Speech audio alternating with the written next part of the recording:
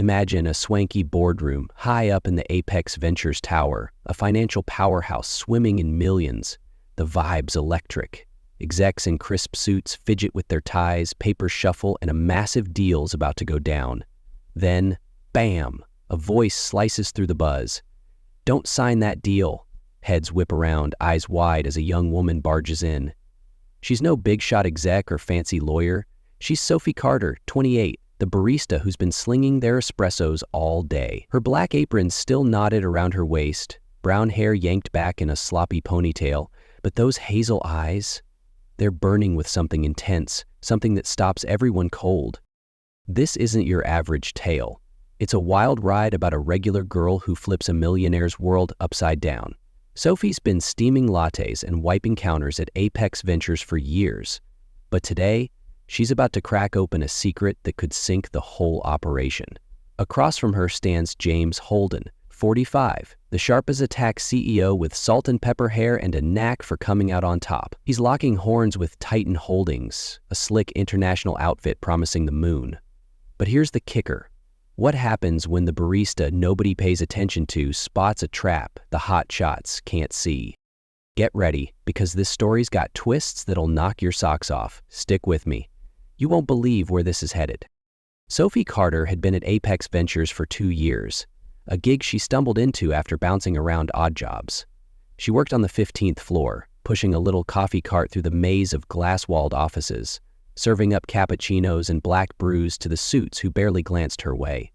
She wasn't invisible, not exactly, just part of the furniture like the potted plants or the hum of the air conditioning, but Sophie noticed things. The way people talked when they thought no one was listening, the quick glances, the hushed tones. She'd learned to keep her head down and her ears open, a habit from a life that hadn't always been kind. Then there was James Holden, the guy at the top. At 45, he was the kind of man who walked into a room and owned it. Tall, broad-shouldered, with that salt and pepper hair that made him look distinguished, not old. He ran Apex Ventures like a captain steering a ship through a storm, especially lately with the markets going haywire. Sophie didn't know him personally, but she'd watched him enough to admire the guy. He'd nod at her sometimes, say, "Thanks, Sophie," when she handed him his usual, black coffee, no sugar. It was small, but it stuck with her. One Thursday afternoon, everything changed. Sophie was rolling her cart past the executive boardroom, the big one with the frosted glass doors. She could hear muffled voices inside, sharp and urgent, talking about a historic deal with Titan Holdings. Something about it felt off. She slowed down, pretending to fuss with the sugar packets, catching snippets, big numbers, expansion plans, promises of unmatched profits. The guy from Titan Holdings had this oily voice, too smooth, like a car salesman trying to unload a lemon. It hit her like a punch. She'd heard that kind of talk before. 10 years back, when she was just 18, Sophie had a job as an assistant at a tiny accounting firm. Fresh out of high school, full of dreams, she thought she'd found her break. Then, one day, she spotted something weird in the books. Numbers that didn't add up, payments to ghost vendors. She took it to her boss, thinking she was doing the right thing. Big mistake. They fired her on the spot, told her to keep her mouth shut or she'd regret it. The threat scared her silent, and she spent years kicking herself for not fighting harder. That memory clawed its way back now, standing outside that boardroom, and it lit a fire in her gut. She didn't plan it. One second she was gripping the cart handle, the next she was shoving the door open, heart hammering like it wanted out of her chest. The room went dead quiet. 10 pairs of eyes, James's included, locked onto her, a barista in a sea of Armani suits.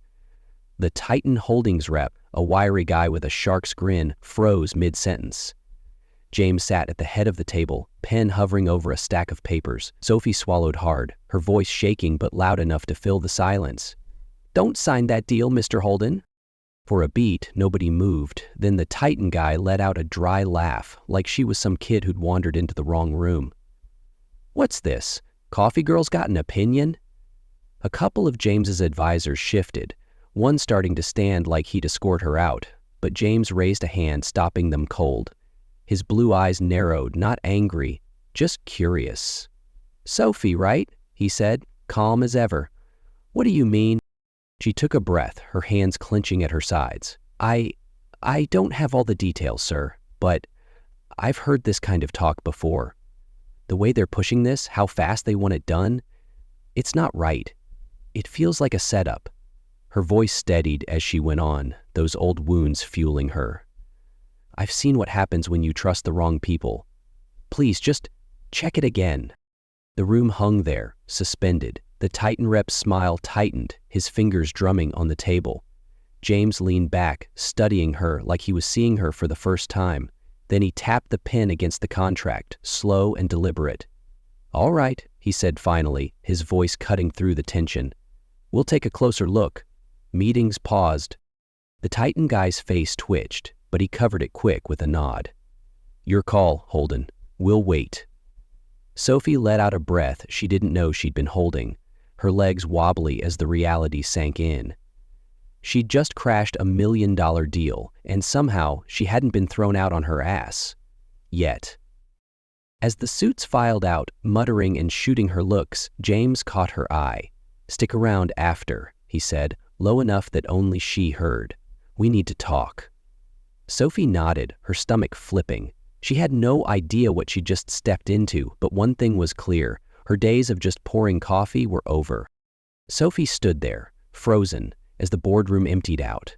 The Titan Holdings rep brushed past her with a smirk that made her skin crawl, while James's advisors whispered to each other, throwing sideways glances her way. She felt like a deer in headlights, exposed, out of place, her barista apron suddenly ridiculous among all the polished leather shoes and tailored jackets. But James Holden didn't move. He stayed at the head of the table, flipping through the contract, his expression unreadable. When the last suit shuffled out, he looked up. "Close the door, Sophie," he said, voice steady but firm. She did, her hands trembling a little as the latch clicked shut. The room felt bigger now, just the two of them, the city skyline sprawling through the floor-to-ceiling windows behind him. James leaned back in his chair, crossing his arms. "Okay, talk. What did you mean back there?" Sophie swallowed, her throat dry. "It's hard to explain, Mr. Holden. I don't have proof, not yet. It's just a feeling. The way that guy talked, how they're rushing you to sign, it's too slick. I've heard it before, years ago when I worked somewhere else. They promised the world, and it was all lies. I just didn't want you to get burned." He didn't laugh or brush her off like she half expected. Instead, he nodded, slow and thoughtful. "You've got a past with this kind of thing?"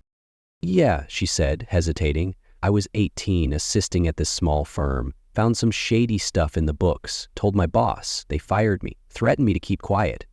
I didn't fight it then, wish I had." James tapped his fingers on the table, eyes locked on hers. "And you think this is the same game?" "Maybe. I don't know Titan Holdings, but I know a con when I hear one. You're the boss. You've got more to lose than I do. I just couldn't stay quiet this time." For a long moment, he didn't say anything, just watched her. Then he slid the contract across the table. "Sit down. Let's go through this thing line by line. You've got my attention." Sophie blinked, stunned. "Me?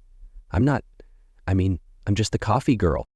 "Not today you're not," he said, a faint smile tugging at his mouth. "Today, you're the one who might have just saved my ass. So sit." She did, heart pounding as they started digging into the fine print. James was sharp. Every clause he read, he questioned, scribbling notes in the margins. Sophie chimed in where she could, pointing out vague phrases that sounded like traps. Hours slipped by, coffee cups piling up. She'd brewed them herself, old habits. By the time they finished, the sun was dipping low, painting the room orange. James leaned back, rubbing his eyes. "You were right," he said, voice tight. "There's a clause buried in here, page 47, section 12B. If I'd signed, Titan could have taken majority control in 6 months. Buried it under a pile of jargon." Sophie's stomach flipped. "So they were screwing you?" "Trying to," he corrected, tossing the pen down. "Thanks to you, they didn't. How'd you catch that vibe from just a few words outside a door?" She shrugged, a little embarrassed. "I listen. People say more than they think when they're not watching who's around." He studied her again, like he was piecing something together. "You're wasted on that coffee cart, you know that? I could use someone like you on my team." Before she could process that, the door swung open. Margaret Lee, the HR director, stormed in. 50S, gray bob, face like she'd sucked a lemon. "James, what the hell's going on? I've got reports of a barista disrupting a board meeting. She needs to be gone, now." James held up a hand. "Cool it, Margaret. Sophie's not going anywhere. She just stopped us from signing a deal that would have tanked us. I'm keeping her around." Margaret's eyes narrowed, darting to Sophie. "This is absurd. She's not qualified to—" "She's got better instincts than half the people in this room," James cut in, voice like steel. "That's enough for me. We'll talk later."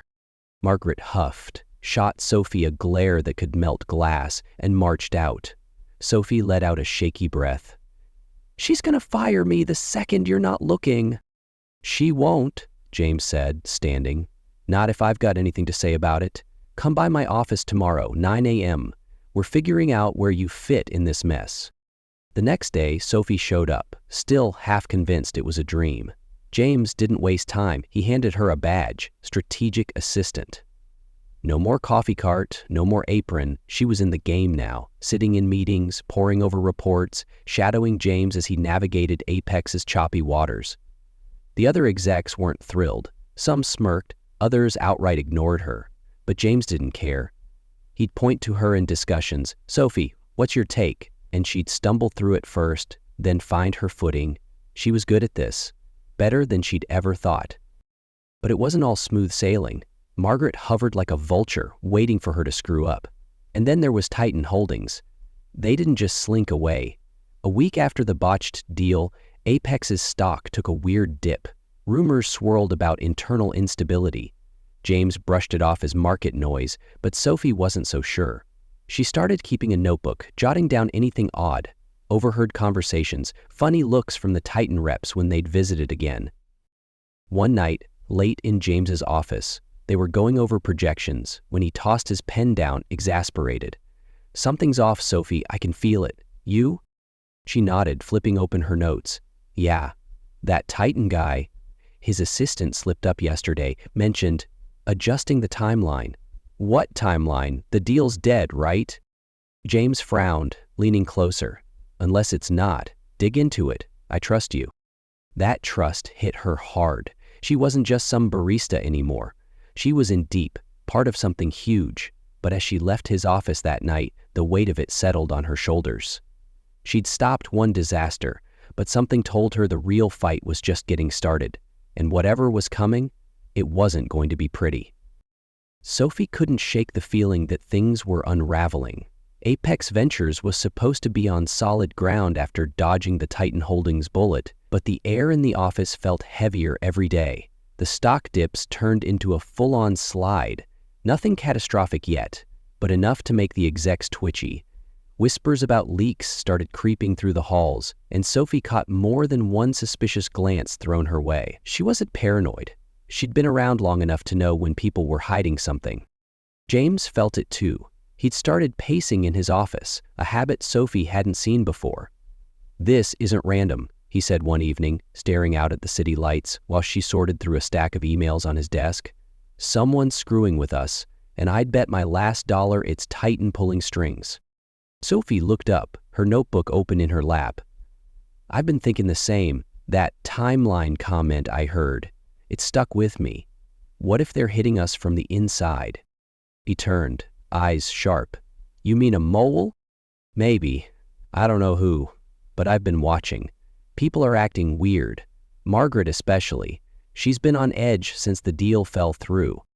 James rubbed his jaw, nodding. "All right, we're digging into this, quietly. No one else gets a whiff until we've got proof. You and me, we'll figure it out." That night kicked off a marathon of late hours. Sophie and James turned his office into a war room, laptops humming, coffee cups stacking up, papers strewn everywhere. She combed through email threads, call logs, anything she could get her hands on without tipping anyone off. James pulled strings with IT to get unfiltered access to the company's servers. They barely slept, running on adrenaline and caffeine, chasing a ghost they couldn't quite pin down. A week in, Sophie hit something. It was late, maybe 2 a.m., and her eyes were blurry from staring at the screen.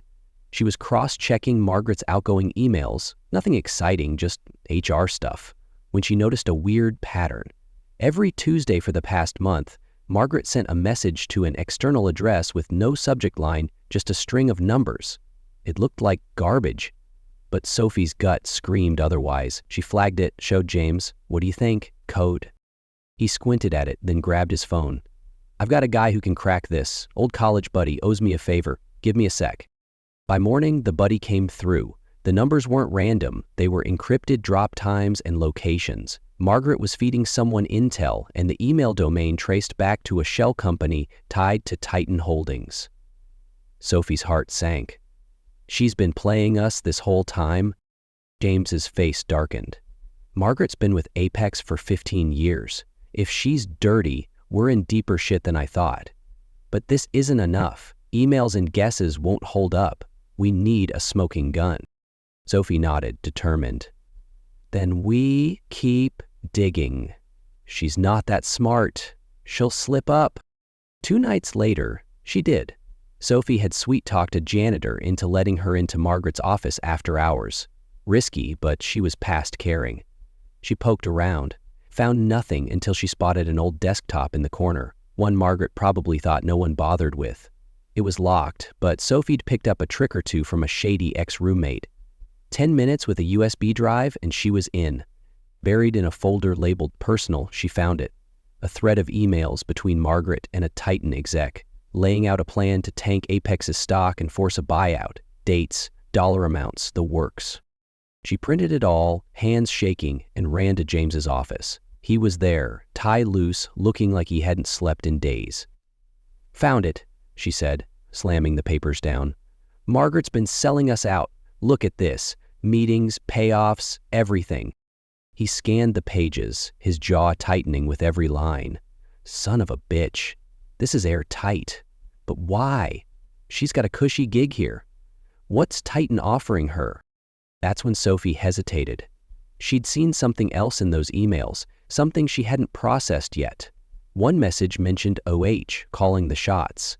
Her mind raced, connecting dots she didn't want to see. James. There's more. I think someone else is behind this, someone close. He frowned. What do you mean? She took a breath, pointing to the initials. O. Heart. Whose? That ring a bell for? His face went blank, then pale. Olivia Holden. My sister. Sophie watched the realization hit him like a freight train. Olivia Holden, 43, sharp-tongued, always in the background of Apex's story. She'd been on the board years ago, stepped down after a falling out with their dad, James's predecessor. Sophie'd met her once at a company event. Cold, polished, the kind of woman who smiled like she was plotting your funeral. James always said they didn't talk much, just family baggage. But this was betrayal on a whole other level. No, he muttered, shaking his head. She wouldn't. She's pissed at me, sure, always thought I stole the company from her, but this? Sophie slid the email closer. It's her, James, look. OH. Says push harder on the leaks. She's not just mad. She's trying to bury you. He sank into his chair, staring at the paper like it might bite him. My own damn sister. They didn't have time to wallow. Next morning, James called an emergency board meeting. Sophie stood beside him as he laid it all out. Margaret's emails, the Titan connection, Olivia's name in black and white. The room went dead silent, every eye on James. Margaret, sitting smug at first, turned ghost white when the projector flicked on, showing her own words. Olivia wasn't there. She'd dodged the invite, but her absence screamed guilt. Margaret cracked fast. It wasn't my idea, she blurted, voice shrill. Olivia, she forced me into it, said she'd ruin me if I didn't help. She hates you, James, always has, wanted Apex for herself. James didn't flinch, just stared her down.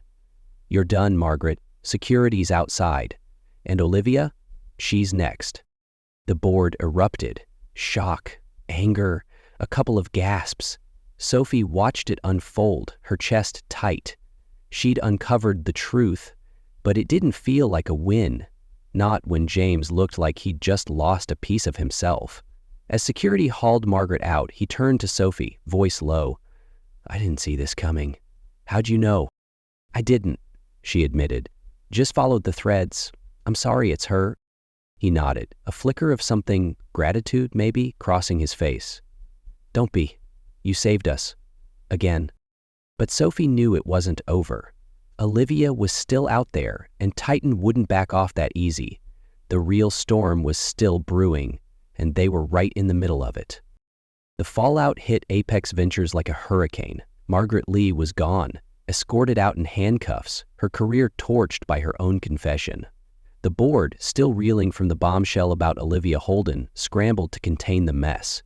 James didn't waste a second. He had lawyers freeze Olivia's accounts tied to Apex and slapped her with a lawsuit that'd keep her tied up for years. She didn't show her face, didn't call, just vanished into the wind. Sophie figured she was licking her wounds somewhere, plotting her next move. But for now, she was out of the game. Apex bounced back faster than anyone expected. James held a press conference, laying out the betrayal in broad strokes. No names, just enough to squash the rumors and steady the stock. Sophie watched from the sidelines as he worked the room, calm and commanding, like the last week hadn't gutted him. By the end of the month, the numbers were climbing again, and the board was eating out of his hand. They even threw Sophie a bonus, 5 figures, more money than she'd ever seen in one place. She didn't know whether to laugh or cry when she saw the check. But it wasn't all victory laps. James was quieter after the meeting, carrying a weight Sophie could feel every time they locked eyes. She'd catch him staring out his office window, lost in thought, and she knew Olivia's betrayal had cut deeper than he'd let on. One night, after everyone else had cleared out, she found him there, a glass of whiskey in his hand. Unusual for a guy who stuck to coffee. "You okay?" she asked, leaning against the doorframe. He glanced over, managing a tired smile. "Been better. You?" "Still standing," she said, stepping inside. "That's something, right?" He chuckled, setting the glass down. "More than something. You're the reason we're still standing, Sophie. I owe you everything." She waved it off, sitting across from him. "You'd have figured it out. I just sped things up." "No," he said, voice firm. "I wouldn't have. Not fast enough. You saw what I couldn't, what I didn't want to see. That takes guts. And heart." She felt her cheeks heat up, not used to this kind of praise. "I just did what felt right." "That's what I mean," he said, leaning forward. His blue eyes held hers, steady and warm. "You've got this, fire. It's why I trust you. Why I—" He stopped like he'd caught himself, then shook his head with a small laugh. "Hell, Sophie, I'm no good at this." "At what?" she asked, her pulse picking up. He stood, walking around the desk to sit on the edge, closer now. "Saying what's been on my mind. These past few months, working with you, fighting this mess together. I've never met anyone like you. You're smart, yeah, but it's more than that. You're real, you care.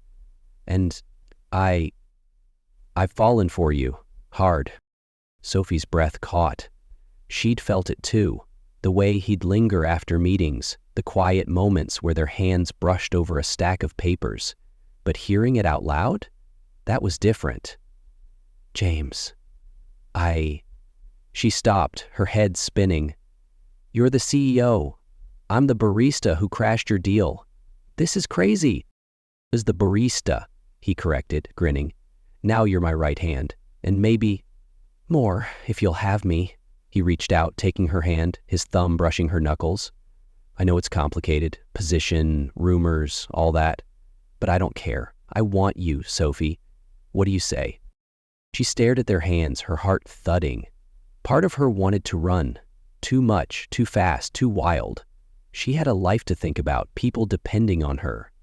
But then she thought of her brother, Ben, 25, fighting a lung condition that drained their savings, and her mom, Clara, scraping by in a tiny apartment. That bonus check was already earmarked. Ben's treatment, a better place for Mom. James wasn't just offering her a fairy tale. He was offering a lifeline. And damn it, she liked him. More than liked him. "I say yes," she whispered, looking up. "But slow, okay? I'm still figuring this out." His grin widened, relief washing over his face. Slow's perfect. We've got time. He pulled her up, wrapping her in a hug that felt like home, solid, warm, safe. She let herself sink into it, the chaos of the last few weeks fading just a little. The next day, Sophie wired the money for Ben's meds and called her mom, promising a visit soon. When she told them about James, Ben laughed. "You're dating the boss?" "That's my sister." And Clara just cried happy tears for once. It wasn't perfect, but it was hers. A new chapter, messy and real. As she walked back into Apex the next morning, badge clipped to her blazer instead of an apron, Sophie felt the shift. She wasn't just surviving anymore. With James by her side, she was building something worth fighting for. A few months later, life looked different for Sophie Carter. One quiet Friday evening, she stood in her new apartment, bigger, brighter, with a spare room for her mom Clara and space for Ben to crash when he visited. The smell of garlic and pasta filled the air as she stirred a pot on the stove. Laughter drifted in from the living room, where James was sprawled on the couch, trying to teach Ben a card trick, while Clara scolded them both for cheating. Sophie smiled, her chest warm. This was family, not perfect, but hers. Earlier that day, James had pulled her aside at Apex. "Dinner tonight," he'd said, eyes twinkling. "Just us and them. I've got something to ask." She'd nodded, curious but too busy to pry. Work was nuts, with Apex expanding fast under their watch, but when she walked in and saw the little velvet box on the table, her heart stopped. James dropped to one knee right there, Ben whooping and Clara gasping. "Sophie Carter," he said, voice soft but sure, "you've saved me more times than I can count. Marry me?" She'd said yes, tears blurring her vision, and the room erupted in cheers. From barista to fiancé of the CEO, it sounded like a movie, but it was her life. And as they toasted that night, Sophie knew one thing: courage and honesty had carried her here. Anyone could rise from nothing. She was proof.